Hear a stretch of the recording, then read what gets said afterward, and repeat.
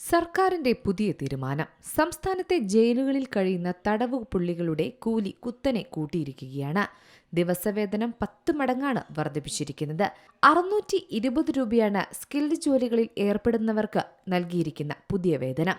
Semi skilled ജോലികളിലാകട്ടെ 560 രൂപയും unskilled ജോലികളാണെങ്കിൽ 530 രൂപയുമാണ് കൂലി. തടവു പുള്ളികളുടെ വേതനം അവസാനമായി വർദ്ധിപ്പിച്ചത് 2018-ലാണ്.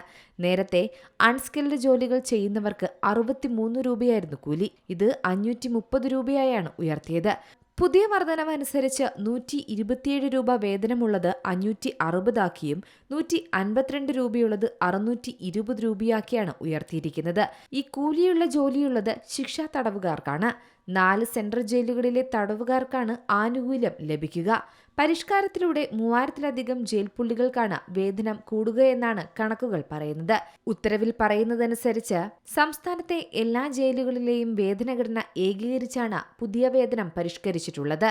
അതായത് ജയിലിലെ അന്തേവാസികളെ സ്വയം പര്യാപ്തരാക്കി സമൂഹത്തിലേക്ക് മടക്കി അയക്കുക എന്ന ജയിൽ വകുപ്പിന്റെ ദൗത്യം മുൻനിർത്തിയാണ് ഇത്തരത്തിലെ മാറ്റം.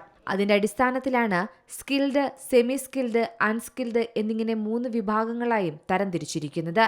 കർണാടക, ജാർഖണ്ഡ്, തമിഴ്നാട്, ഡൽഹി എന്നിങ്ങനെ മറ്റ് പല സംസ്ഥാനങ്ങളിലെ വേതനവുമായി താരതമ്യം ചെയ്യുമ്പോൾ കേരളത്തിലെ ജയിലിൽ അന്തേവാസികൾക്ക് നിലവിൽ നൽകിവരുന്ന വേതനം വളരെ കുറവാണെന്നും ഉത്തരവിൽ പറയുന്നു. നിലവിൽ 3000-ലേറെ ജയിൽ പുള്ളികൾക്കാണ് വേതനം കൂടുക.